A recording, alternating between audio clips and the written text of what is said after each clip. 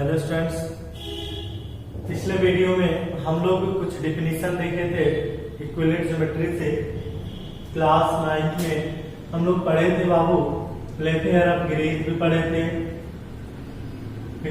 प्लेटेयर of grade क्या होता है ये हमने पिछले वीडियो में पढ़ाया था। तो यानी किसी रेखा के बाहर कोई रेखा हो, ठीक है, जैसे ए बी जो है, ए बी क्या है, कोई रेखा, किसी रेखा के बाहर हो, ऊपर हो या नीचे कहीं भी हो, कोई बाहर कोई बिंदु हो P, तो इस बिंदु P से इस रेखा के समानांतर जो है, समानांतर पैरेलल, ठीक है, एक और केवल एक ही रेखा हम खींच सकते हैं। इस रेखा के बाहर कोई बिंदु है, इस बिंदु से रेखाएं तो अनेक खींच सकते हैं, लेकिन अगर आपको पैरेलल खींचना हो, समानांतर खींचना हो, तो उसे हम लोग एक और केवल एक ही रेखा खींचा जा सकता है। समझ में आ रहा? तो ये कि इसको हम लोग क्या कहते हैं बाबू, तो प्लेटेयर ऑफ ग्रेड, ठीक है। संरेख बिंदु हमने बताया था आपको कि संरेख बिंदु किसे कहते हैं, तो 3 या 3 से अधिक बिंदु हैं जिनसे होकर एक रेखा का निर्माण होता है, ठीक है, एक रेखा का निर्माण होता है, उसी को हम लोग क्या कहते हैं बाबू, संरेख बिंदुएं कहते हैं। समझ रहे हैं आप? जिनसे होकर एक रेखा का निर्माण, एक रेखा का या एक रेखा खींचा जा सकता है, 3 या 3 से अधिक बिंदुएं जिनसे होकर एक रेखा खींची जा सकती है, उसी को हम लोग क्या कहते हैं बाबू, संरेख बिंदु कहते हैं, कोलिनियर पॉइंट। लेकिन अब हम लोग को नॉन कोलिनियर के बारे में जानना है। असंरेख बिंदुएं किसे कहते हैं? असंरेख बिंदु। तो हम डेफिनेशन लिखेंगे, बोर्ड पर ध्यान से देखेंगे। 3 या 3 से अधिक बिंदुएं, ठीक है, 3 या 3 से अधिक बिंदुएं जिनसे होकर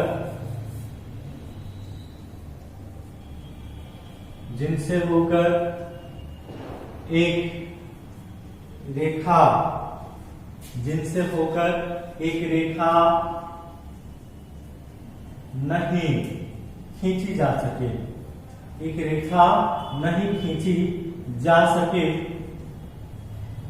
या एक रेखा का निर्माण न हो, ठीक है।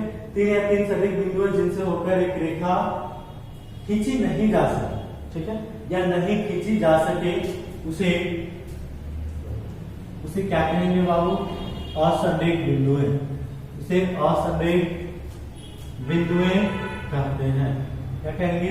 उसे असंरेख बिंदुएं कहते हैं। समझ रहा है? जैसे मान लीजिए अगर कहा जाए 3 या 3 से अधिक बिंदु, जैसे आप देखिए एक बिंदु, ये क्या इसी रेखा थोड़ी हम खींच पा रहे हैं, ये रेखा एक ट्रायंगल हो गया, है क्या?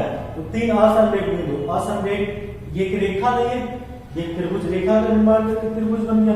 जैसे मान लीजिए एक बिंदु यहाँ है, एक बिंदु यहाँ है, एक बिंदु यहाँ है, तो देखिए ये 3 या 3 से अधिक बिंदु हैं, लेकिन इनसे हम एक रेखा का निर्माण नहीं कर सकते हैं, तो ये क्या कहलाएगा, असंरेख बिंदु कहलाएगा, ठीक है। यानी कि जिनसे होकर एक रेखा न गुजरे, जिनसे होकर एक रेखा न गुजरे, आप देख सकते हैं ये फिगर है ना बाबू, जिनसे होकर एक रेखा का निर्माण नहीं होता है, उसे हम लोग क्या कहेंगे, असंरेख बिंदु कहते हैं, ठीक है। समझ में आ रही है बात? जैसे 3 बिंदु हमने, 3 या 3 से अधिक बिंदु, आप कोई भी बिंदु ले लीजिए, देख रहे हैं आप फिगर में, कोई भी आप बिंदु ले लीजिए, जैसे आप देखेंगे एक रेखा का निर्माण नहीं हो रहा ना, तो ऐसे हम लोग बिंदुओं को क्या कहेंगे, असंरेख बिंदु कहते हैं। क्लियर? समझ में आ रहा? चलिए अब हम लोग अगला देखेंगे। अगला समानांतर रेखा किसे कहते हैं, ठीक है। समानांतर रेखा, पैरेलल लाइन, इसमें बाबू आप पॉज करके आप उसको नोट करते चलेंगे, ठीक है। समझ रहे हैं आप? तो आप जो है आप इसको नोट कर लेंगे, क्योंकि हम लोग ज्योमेट्री पढ़ रहे हैं। ज्योमेट्री में ना ये सब चीजें जो है आपको बताई जा रही है। आगे हम लोग इसी के बेस पर बहुत सारे क्वेश्चन करेंगे, सॉल्व करेंगे, क्योंकि बात में बीच में संरेख रेखा, असंरेख रेखा, लाइन, बिंदु के बीच में हम लोग बात करेंगे, ठीक है। अगला पॉइंट है आपका समानांतर रेखाएं, ठीक है, समांतर रेखा। समांतर रेखा किसको कहते हैं?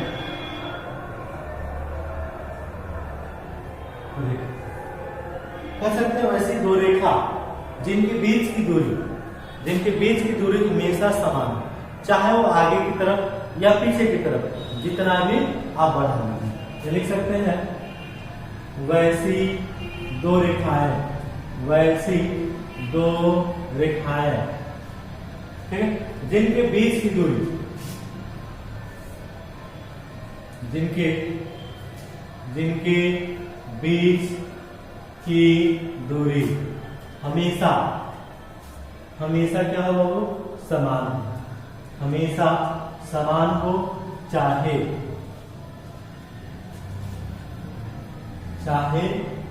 आगे की तरफ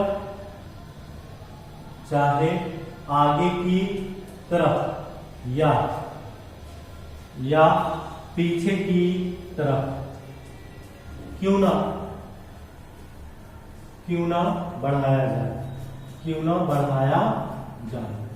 अब देखिए पैरेलल लाइन हम उसको कहते हैं, दो लाइन, ये दो लाइन है, ठीक है, एक को मान लेते हैं ए बी, एक को मान लेते हैं सी बी। ये दो ऐसे लाइन है जिनके बीच की दूरी जो है ना बाबू, ये डिस्टेंस जो बीच की दूरी जो है हमेशा क्या होनी चाहिए, समान होनी चाहिए। क्या होनी चाहिए बाबू, समान होनी चाहिए, ठीक है। चाहे आप उसको आप आगे की तरफ बढ़ा दीजिए, ठीक है, या आप पीछे की तरफ बढ़ा दीजिए, ठीक है। ये बीच की दूरी जो होनी चाहिए क्या होनी चाहिए बाबू, समान होनी चाहिए। समझ रहे? जैसे आप सीढ़ी देखे होंगे, सीढ़ी दो होता है, बीच की दूरी हमेशा समान होती है। रेल की पटरी देखे होंगे, ठीक है। तो ये सब जो होता है ना, ऐसे आकृति जो होते हैं ना, वो समानांतर रेखाएं कहलाती हैं। यानी कि वैसी दो रेखाएं जिनके बीच की दूरी जो है, कभी एक दूसरे से वो जाके मिलेगी नहीं, कभी एक दूसरे से वो नहीं मिल सकती, ये कभी एक दूसरे से वो नहीं मिल सकती। चाहे आप उसको आगे की तरफ या पीछे की तरफ जितनी चाहे आप उतने बढ़ा लीजिए, ठीक है, जितना हो बढ़ा लीजिए। आप आगे या पीछे कभी नहीं मिलती है तो उसे हम लोग क्या करते हैं, समानांतर रेखा कहते हैं। मिल जाएगी तो समानांतर रेखा होगा ही, ठीक है। जब मिल जाएगी वो समानांतर रेखा हो ही नहीं सकती, ठीक है। अगला पॉइंट होगा प्रतिच्छेदी रेखा, ठीक है।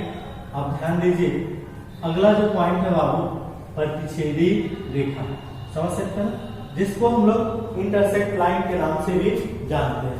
क्या कहते हैं बाबू, प्रतिच्छेदी रेखा, ठीक है, जिसे हम लोग इंटरसेक्ट लाइन के नाम से भी जानते हैं। प्रतिच्छेदी रेखा किसे कहते हैं, वैसी दो रेखाएं, देख सकते हैं डेफिनेशन, वैसी दो रेखाएं, देखेंगे बोर्ड पर, वैसी दो रेखाएं जिनमें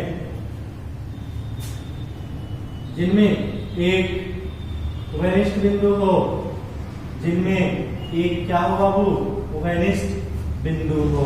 वैसी दो रेखाएं जिनमें एक क्या हो, उभयनिष्ठ बिंदु हो, एक उभयनिष्ठ बिंदु हो, ठीक है। उसे क्या कहते हैं, उसे प्रतिच्छेदी रेखा, उसे प्रतिच्छेदी रेखा कहते हैं। उसे क्या कहेंगे, प्रतिच्छेदी रेखा। जैसे मान लीजिए दो रेखा, जैसे ये दो रेखा, इन दोनों रेखा में कोई वरिष्ठ पॉइंट नहीं है, लेकिन वही अगर आप वैसी दो रेखा ले लीजिए, जैसे ये दो रेखा, एक ए बी हो गया, एक सी डी हो गया, चेक करिए इसमें एक वरिष्ठ पॉइंट है कि नहीं, तो इसे हम लोग इंटरसेक्ट है, जो एक दूसरे को प्रतिच्छेद करता है, ठीक है, जो एक दूसरे को क्या करता है, वो प्रतिच्छेद करता है। दो रेखा है जिसमें वरिष्ठ पॉइंट यही है, नहीं है, इसे हम लोग प्रतिच्छेदी रेखा कहते हैं। अब ऐसे नहीं, ये दोनों रेखा, ये तो होगा नहीं क्योंकि एक रेखा है इसमें, लेकिन ये रेखा नहीं, तो कर्म इसको दो रेखा होनी चाहिए और दोनों रेखा में, ठीक है, एक पॉइंट जो है आपका उभयनिष्ठ होना चाहिए, सिर्फ only one point is common.